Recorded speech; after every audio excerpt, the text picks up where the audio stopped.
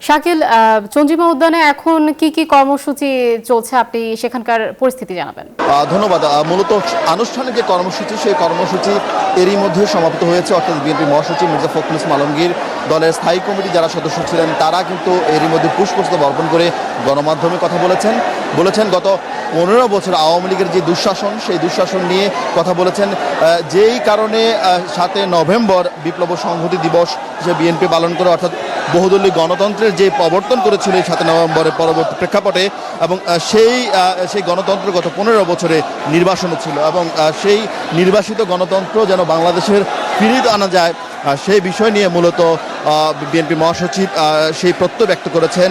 গণতন্ত্রের যাত্রা শুরু হয়েছে, সেই গণতন্ত্রের যাত্রা আগামী দিনে কীভাবে আরও সুপ্রতিষ্ঠিত করা যায়, সব জায়গায় গণতন্ত্র ছড়িয়ে দেওয়া যায় সেই বিষয় নিয়ে তিনি কথা বলেছেন। তার কাছে জানতে চাওয়া হয়েছিল সরকারের অন্তর্বর্তীকালীন সরকারের 3 মাস পূর্ণ হয়েছে, আপনি জানেন সেই 3 মাসে সরকারের মূল্যায়ন সম্পর্কে তিনি বলেছেন সরকার এখন পর্যন্ত অনেক বিষয় তারা ভালো কাজ করেছেন, সে সঙ্গে তারা সংস্কারের জন্য বেশ কিছু জায়গা বেশ কিছু কমিটি করেছেন, 10টি কমিশন করেছেন, এবং বিএনপি প্রত্যাশা করছে যে এই সংস্কার দ্রুতের মধ্যে শেষ করে একটি যৌক্তিক সময়ের মধ্যে আগামী সংসদ নির্বাচন তারা দিবেন, এবং অর্থাৎ নির্বাচনের যে দাবি বিএনপির সেই দাবির প্রতিই মূলত বিএনপির পক্ষ থেকে দাবি করা হয়েছে।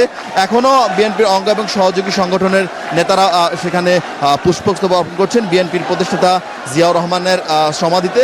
আপনি দেখতে পাচ্ছেন ঢাকা বিশ্ববিদ্যালয় ছাত্রদলের পক্ষ থেকে এখন পুষ্পস্তবক অর্পণ করা হচ্ছে। প্রত্যেকটি ইউনিট থেকে মূলত বিএনপি নেতাকর্মীরা পুষ্পস্তবক অর্পণ করছেন, এবং তারা বলছেন 7 নভেম্বরে যে চেতনা সেই চেতনাকে ধারণ করে আগামী দিনে বিএনপি তাদের রাজনৈতিক যে কর্মকাণ্ড সেই রাজনৈতিক কর্মকাণ্ড তারা পরিচালনা করবেন, এবং গণতন্ত্রের বিকাশের জন্য বিএনপি তার যে প্রত্যয় তার যে কমিটমেন্ট সেই কমিটমেন্ট অনুযায়ী তারা এগিয়ে যাবে সেই প্রত্যাশার কথা বলছেন। আপনাকে জানাতে চাই যে গত 15 বছরে যে এই 7 নভেম্বর বিপ্লব সংহতি দিবস উপলক্ষে বিএনপি কর্মসূচি ঘিরে নানা সময় বাধার অভিযোগ এসেছিল, নানা সময় সীমাবদ্ধভাবে সেই কর্মসূচি করেছিল। আজকে কিন্তু সেই প্রেক্ষাপট পুরোপুরি ভিন্ন, অর্থাৎ বিএনপির বিপুল সংখ্যক নেতাকর্মী শহীদ জিয়াউর রহমানের যে সমাধি সেই সমাধিতে আসেন এবং তারা পুষ্পস্তবক অর্পণ করেন।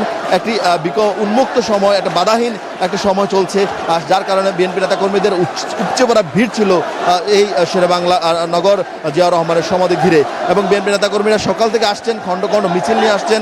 ঢাকা শহরের প্রত্যেকটি জায়গা থেকে প্রত্যেকটি ইউনিট থেকে বিএনপি নেতাকর্মীরা মিছিল নিয়ে এসছেন, এবং তারা বলছেন 7 নভেম্বরের যে চেতনা সেই চেতনাকে এগিয়ে নিয়ে তারা বাংলাদেশকে নতুনভাবে সাজাবেন, এবং বাংলাদেশের মানুষের যেই গণতন্ত্রের যে আকাঙ্ক্ষা সেই আকাঙ্ক্ষা বিএনপি পূরণ করবে। এই ছিল এখান থেকে সব শেষ।